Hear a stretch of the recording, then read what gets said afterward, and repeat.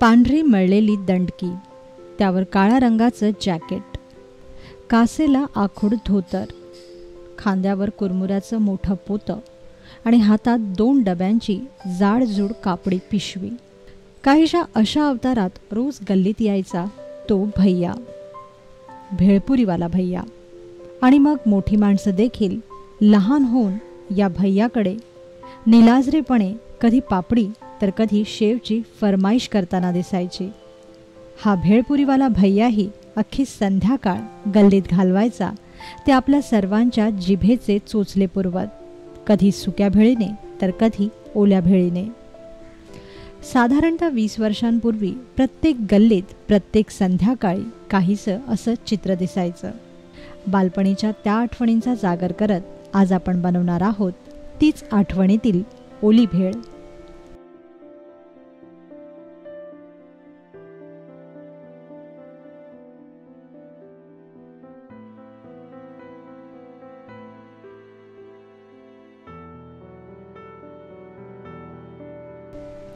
ओली भेळ बनवण्यासाठी आपल्याला लागेल 4 वाट्या कुरमुरे, आवडीप्रमाणे भाजलेले शेंगदाणे, तिखट मसाला डाळ, चणे किंवा फुटाणे, नायलॉन शेव, पापड्या,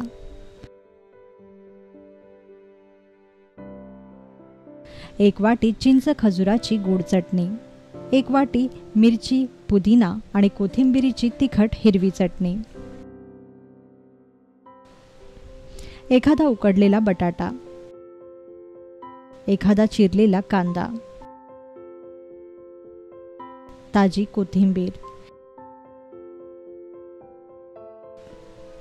एका लिंबाचा रस, मनाप्रमाणे कैरीच्या फोडी,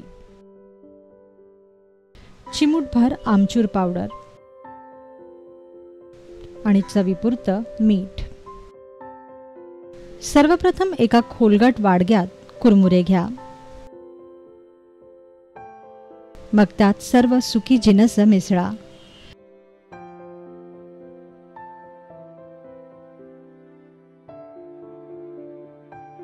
वरून यात कैरीचे काप, चिरलेला कांदा, उकडलेला बटाटा घाला.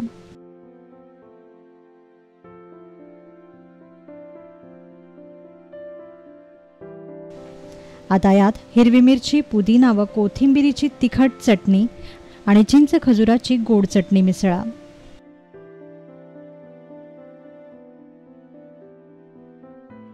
यानंतर आमचूर पावडर व मीठ घाला. सर्वात शेवटी कोथिंबीर, लिंबाचा रस आणि भरपूर नायलॉन शेव घालून ही भेळ छान मिसळून घ्या.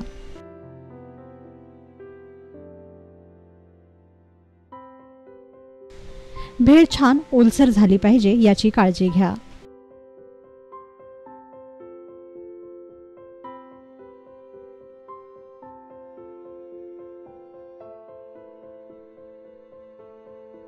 आपल्या आवडीप्रमाणे या भेळीत तुम्ही तिखट किंवा गोड चटणीचं प्रमाण वाढवू शकता.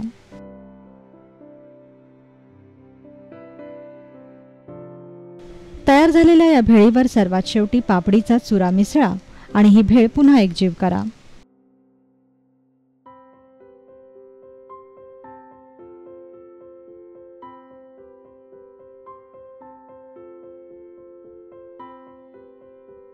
आता एका प्लेटमध्ये ही भेळ काढून घ्या व त्यावर कोथिंबीर, लिंबाचा रस, नायलॉन शेव आणि पापडी घालून सर्व्ह करा ही ओली भेळ.